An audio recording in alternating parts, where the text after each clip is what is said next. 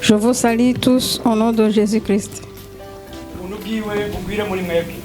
Que sa grâce vous abonde. Amen.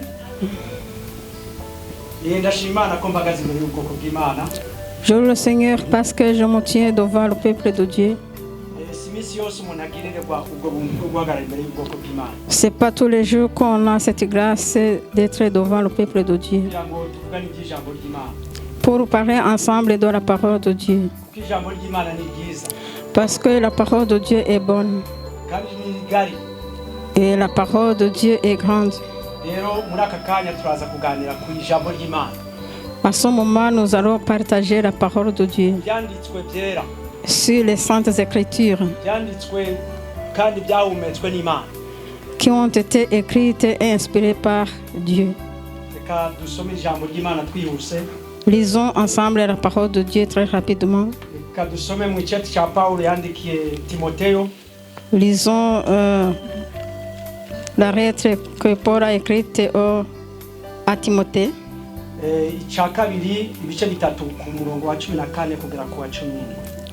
2 Timothée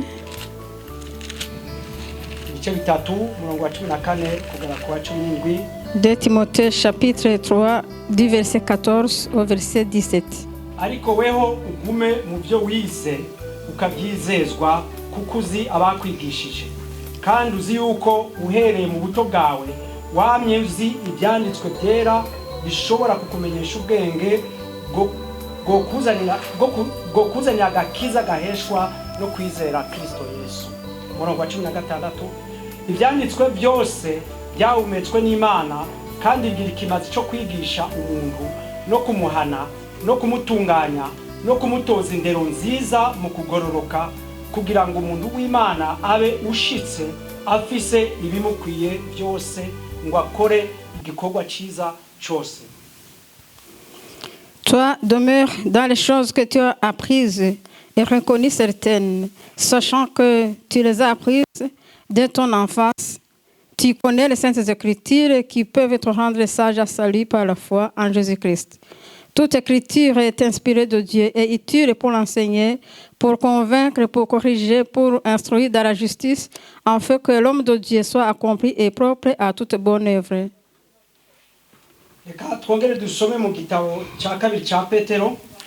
Lisons en 2 Pierre, chapitre 1 au verset 19.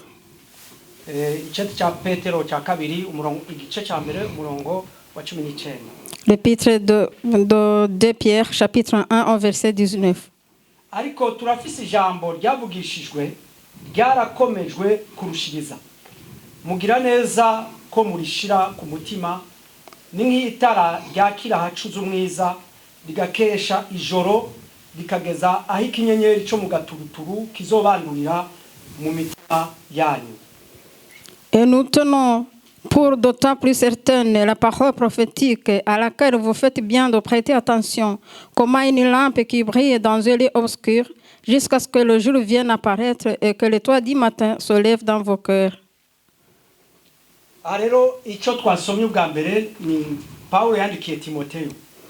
Les paroles que nous avons lues avant, ce sont les paroles que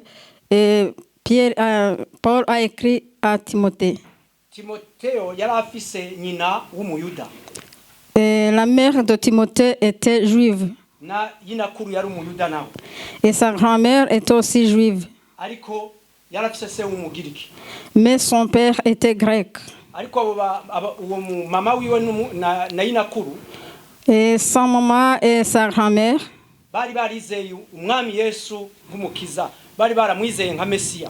avaient cru en Jésus-Christ comme le Messie. Alors Timothée, et quand Paul lui a dit demeure dans ce que tu as appris, et après et demeure dans les choses que tu as reconnues certaines,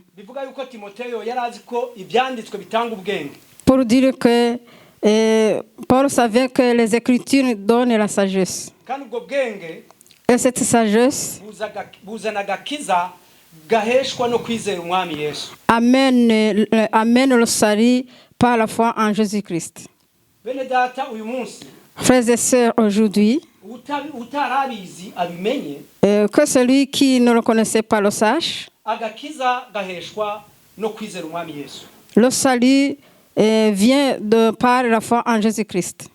Kwizera umwami Yesu ni yo soko y'agakiza. Avoir la foi en Jésus-Christ, c'est la source de la vie. Rero ibyanditswe rero Alors les Écritures, byose byahumetswe n'Imana. toutes les Écritures ont été inspirées par Dieu. Byanditswe n'abahanuzi, Elles ont été écrites par les prophètes. abavugishwa n'Imana, Ce- mu Kirundi babita, Et les prophètes, mais qui sont ariko les personnes dans lesquelles n'Imana. Dieu parle, mais qui sont conduits par Dieu. Bivuga yuko nta kintu cyabo basohoye mu kanwa kabo cyangwa banditse. Ce qui veut dire que les prophètes ont toujours prophétisé les choses que Dieu leur a inspirées par leur propre intelligence. Eh, abavugishwa rero n'Imana Alors les prophètes bo mu isezerano rya kera de l'Ancien Testament, baravuze ko Yesu azoza. ils ont dit que Jésus viendrait. Yesaya yarabivuze imyaka 600 mbere yuko Yesu avuka. Esaïe l'a dit 600 ans avant Jésus-Christ. No muri Matayo ibice 17 ntabwo twasoma, Et en Matthieu aussi, chapitre 17, nous n'allons pas lire. haranditswe igihe Yesu aduga umusozi na Petero na Yohana na Yakobo, Yesu agiye gusenga. Et il est dit que quand Jésus et Pierre et Jean ont monté la montagne, ils allaient prier. Yesu yagaragaye akayangana. Jésus est apparu resplendissant. Agaragara yambaye impuzu zera. On l'a vu habillé de vêtements blancs. Aho Yesu agaragara ari kumwe na Mose na Eliya. Là, Jésus est apparu, il était avec Moïse et Élie. Bivuga ko Mose na Eliya barabavugishwa n'Imana, barabahanuzi. Et ça veut dire que Moïse et Élie étaient des prophètes. Ariko bari bafise akantu batandukanyeho. Mais ils avaient quelque chose qui les distinguait. Eliya yagiye mu ijuru adaciye mu rupfu. Élie est allé au ciel sans passer par la mort. Mose yagiye mu ijuru aciye mu rupfu. Tandis que Moïse est allé au ciel en passant par la mort. Kandi natwe nuko bizogenda. Et nous aussi, c'est comme ça que ça sera. Si Jésus revenait maintenant, nous irons au ciel sans passer par la mort.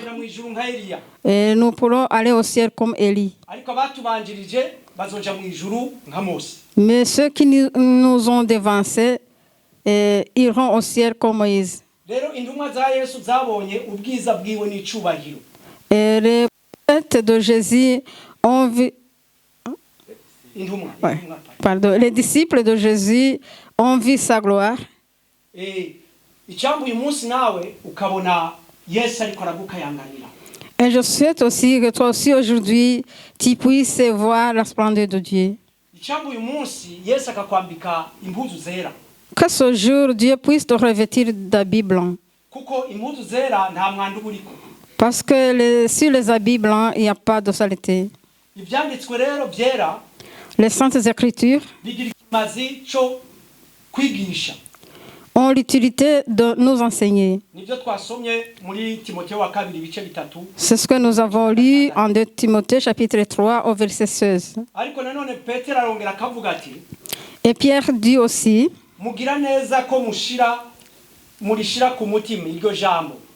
vous faites bien de mettre cette parole sur votre cœur. C'est comme une lampe qui brille dans un lieu obscur. Et jusqu'à le jour,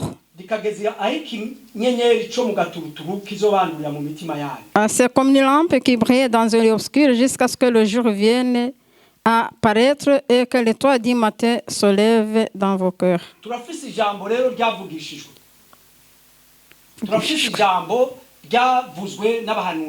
Nous avons une parole qui a été dite par les prophètes. Et cette parole, la Bible nous dit que c'est comme une lumière dans un lieu obscur. iryo jambo rimeze nk'itara ryaka mu mwijima w'ijoro. Et cette parole est comme une lampe qui brille dans un lieu obscur ou dans la nuit. Ijambo rero niryo rimurikira abari mu isi.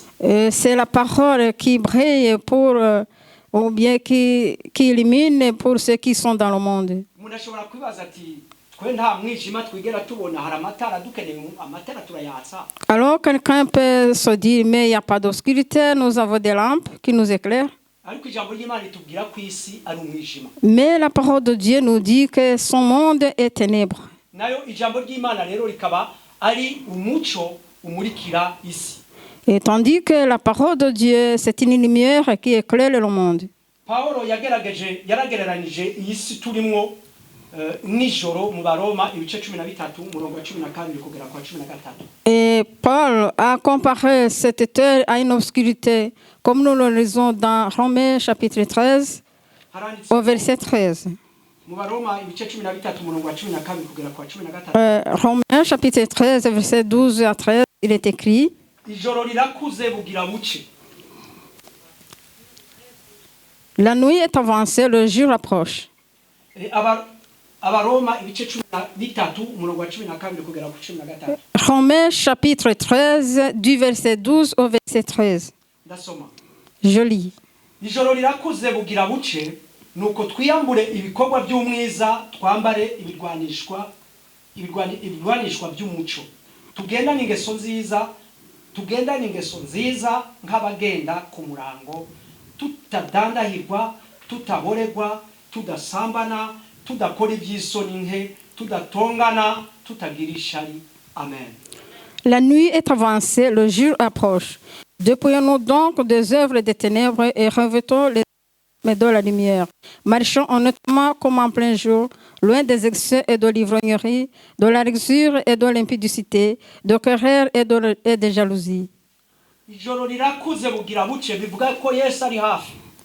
Et la nuit est avancée, le jour approche, c'est-à-dire que Jésus est proche.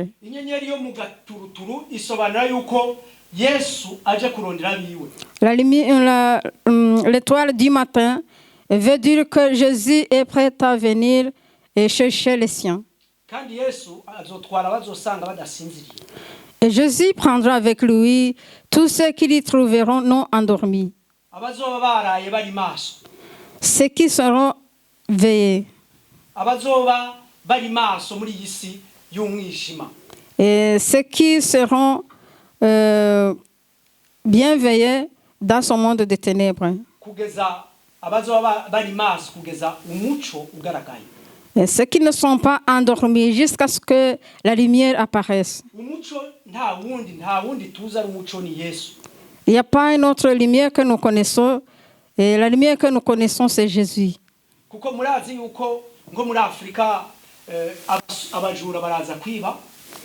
Et vous connaissez, par exemple, en Afrique, les voleurs viennent voler. Et je parle plus particulièrement dans les campagnes. Et la nuit, tu peux veiller. Et très tôt le matin, et le sommeil te prend.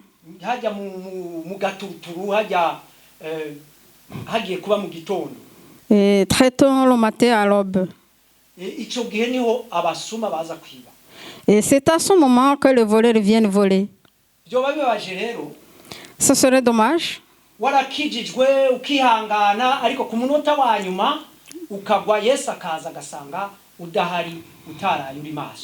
Et ce serait dommage d'être sauvé et d'être patient et que Jésus revienne et te trouve endormi. Que les Saintes Écritures nous enseignent à prendre nos gardes.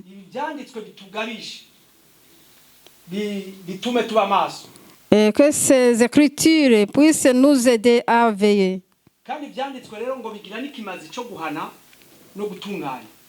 Et les Saintes Écritures ont aussi l'utilité de nous corriger.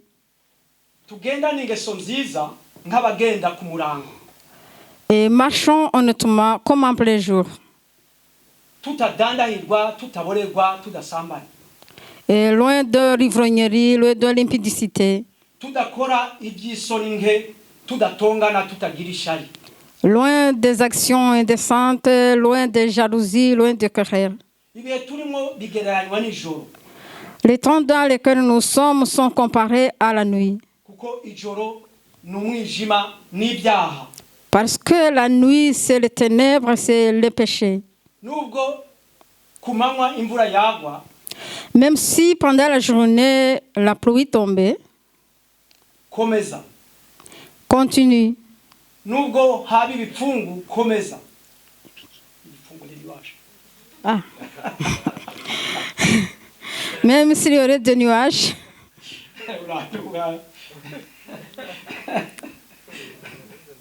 ibyanditswe bigira ikibazo rero cyo guhana no gutunganya. les saintes écritures ont l'utilité de corriger.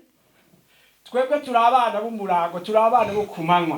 Nous sommes des enfants de la lumière. Tugende rero nk'abana b'umucyo. Marchons comme des enfants de lumière. Kuko umukristo ntabwo yoja mu kabyiniro Parce qu'un chrétien ne peut pas fréquenter les boîtes de nuit. ntiyoja kuboregwa cyangwa ngo aje gusambana. Il ne peut pas se rendre ivrogne ou bien commettre l'impudicité. Ntiyagira ishari, ibyo byose nta burenganzira abifitiye niba ashaka kuzohura na Yesu. Un chrétien n'a pas droit à l'impudicité et de toutes ces choses s'il veut vraiment rencontrer Jésus. Paulo yongeye yandikira Timote mu cete cya mbere, Paul écrit encore à Timothée umurongo wa 11, dans 1 Timothée, chapitre 6 verset 11. 1 Timothée, chapitre 6, verset 11. Ariko wowe muntu w'Imana wame uhunga ibyo, ariko ukurikire kugororoka no kubaha n'urukundo no kwihangana, wamurwana intambara nziza yo kwizera. Amen. Pour toi, homme de Dieu, fuis ces choses et recherche la justice, la piété, la foi, la charité, la patience, la douceur.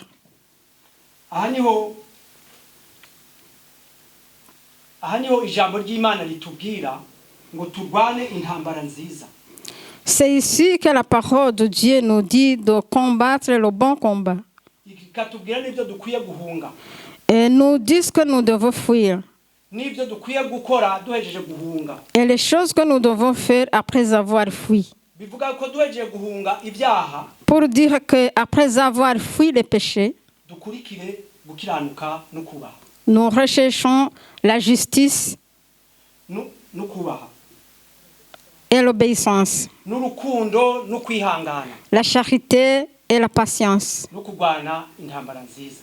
et combattre le bon combat. Intego y'ibyanditswe byera Et l'objectif ou le but des Saintes Écritures, ni ukugororoka, c'est d'être droit ou juste, kugira ngo umuntu w'Imana abe umuntu ushitse, pour que l'homme de Dieu soit accompli.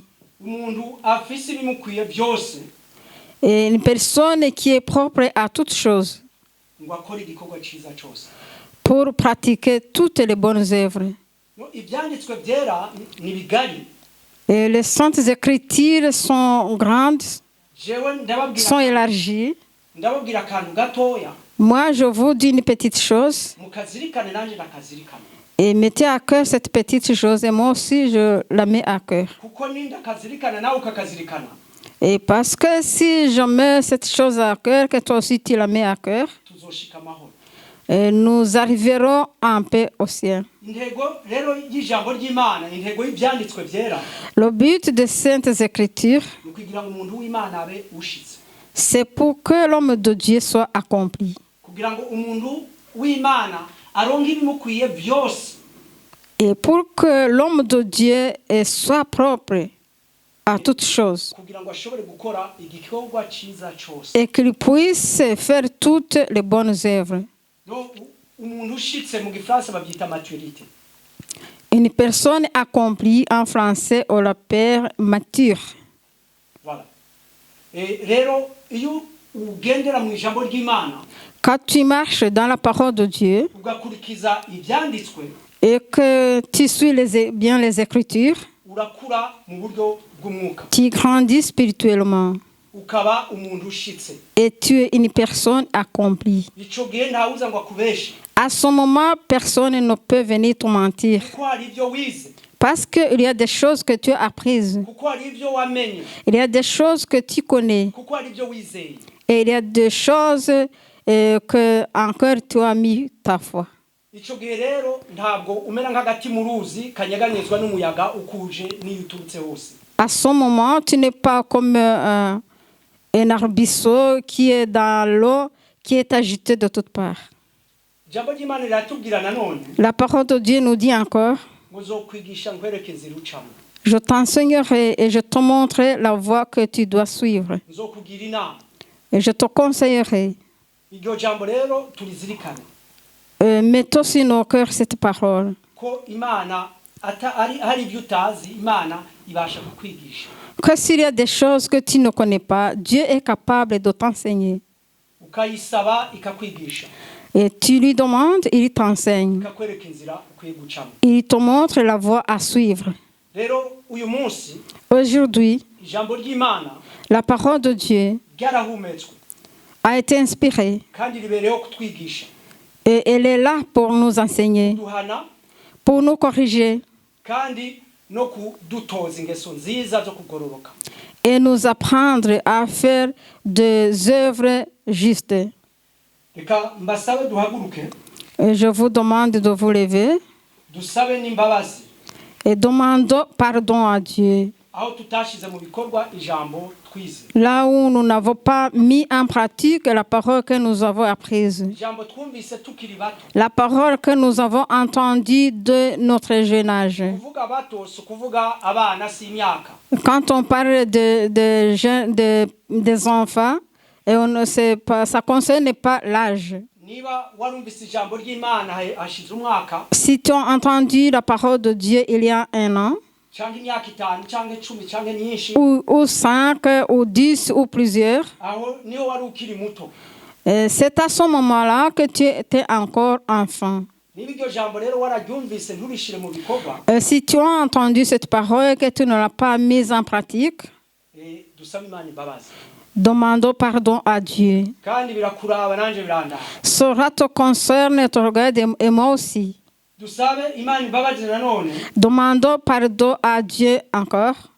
aho twumvise ijambo ryayo ntiturishire tukarishira kuri mwene data. Là où nous avons entendu la parole de Dieu et nous l'avons attribuée à telle personne. Hari igihe twumva ijambo ry'Imana, Peut-être nous écoutons la parole de Dieu. igihe twumva ijambo ry'Imana Il y a des moments où nous écoutons la parole de Dieu tukavuga ngo rirya jambo ry'Imana riraba kanaka. et nous disons, cette parole concerne-t-elle? Rero natwe rero dusabe Imana imbabazi. Nous aussi demandons pardon à Dieu. Ndabibabwira nanje ndabyibwira. Je vous le dis et je me dis à moi-même. Kandi nanone dusabe Imana Et aussi demandons à Dieu kuba abantu bashitse, d'être des personnes accomplies, abantu buzuye bakuze mu buryo bwa mpemu. des personnes matures spirituellement. Tuyisabe ibidukwiye Et demandons à Dieu ce qui nous est convenable kugira ngo tubashe gukora igikorwa ciza. pour que nous puissions accomplir toute bonne œuvre. Reka nsaba umushumba adusengere. Et je demande au pasteur de prier pour nous. Amen. Prions Dieu. Dieu Tout-Puissant, Père qui est au ciel, que ton nom soit glorifié. turagushimiye kubw'ijambo ryawe. Merci pour ta parole. Mana utubabarire, Seigneur, babarira pardonne-nous. ubwoko bwawe Pardonne ton peuple. aho tutashyize ijambo ryawe mu bikorwa. Là où nous n'avons pas mis en pratique ta parole. Kuva igihe twagiye twumva ijambo ry'Imana kenshi Depuis que nous l'avons entendu souvent. ariko tukarisuzugura, Et nous l'avons méprisé. utubabarire. Pardonne-nous. Amaraso ya Yesu atweza Que le dutunganye. sang de Jésus nous purifie. Mana igihe twumvishe ijambo ryawe Et là où nous avons entendu ta parole bandi et que nous l'avons attribuée à tukibwira ko d'autres. rireba nyiranaka cyangwa se Et nous nous kanaka, sommes dit que la parole concerne tel ou tel. utubabarire. Seigneur, pardonne-nous. mwami ndagusabye kuri uyu munsi Seigneur, je te demande ngo ijambo ryawe aujourd'hui rigwire muri twe que ta parole abonde en nous. ijambo Seigneur. ryawe nirigwire mu Que bana ta bawe parole abonde dans tes enfants. dukunde ijambo ryawe Que nous puissions aimer ta parole. dushyire mu bikorwa ijambo Que ryawe nous mettions en pratique ta parole. dutinye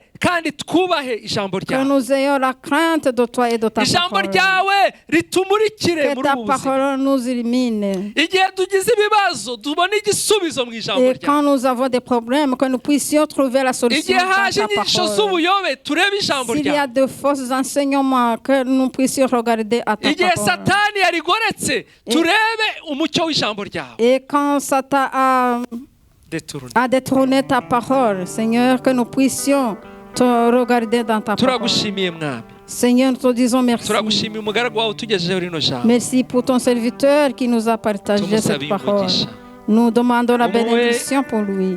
ibyo kujya agaburira ubwoko bwawe Que tu lui donnes de quoi à donner à ton peuple. dusabye umugisha umuja wawe watuyoboye Et nous bénissons ta servante qui nous a officié. mana umuhe umugisha ugendana n'abayobora abandi Seigneur, bénis-la de la bénédiction qui accompagne les officiers. dusabiye umugisha abashyitsi badusuye Nous bénissons les visiteurs qui nous ont visités. kuba bageze mu nzu yawe Le fait qu'ils sont venus dans ta maison, bakaza muri iki cyumba cya jemapu qu'ils sont venus dans cette maison de Gemap. mana ujye uhora ubibibukira Seigneur, souviens-toi d'eux à cause de cela. kandi ubahe ibyo amayero adashobora Et kubaha donne-leur ce que les euros ne peuvent pas leur donner. ubagirire neza Faire du bien. biye umugisha umuntu wese winjiye hano Et nous bénissons toute personne qui est entrée ici. umuntu wese wagize icyo akora Toute personne qui a fait quelque chose ari ici. uwaririmbye ari uwafashe Que ce amafoto soit cyangwa celui amajwi qui a chanté, qui a pris Wacuranze. des images, celui qui Wigishije a joué la abana. musique, qui a enseigné les enfants, watanze ituro celui qui a donné son offrande. mana watanze igihe cye Seigneur, celui qui a donné umuntu son wese temps. winjiye muri iyi Toute nzu personne qui est entrée dans cette maison, musabiye umugisha wawe je la bénis, Seigneur. mana tugiye gutandukana Seigneur, nous allons nous séparer. gendana n'ubwoko bwawe Marche avec ton ubu peuple tugeze mu ngo zacu amahoro et fais-nous arriver dans nos maisons. mu izina rya yesu tubisabye Au nom de Jésus, nous avons prié. Amen. Amen. mugendane umugisha w'imana Mais marchez avec la bénédiction de Dieu.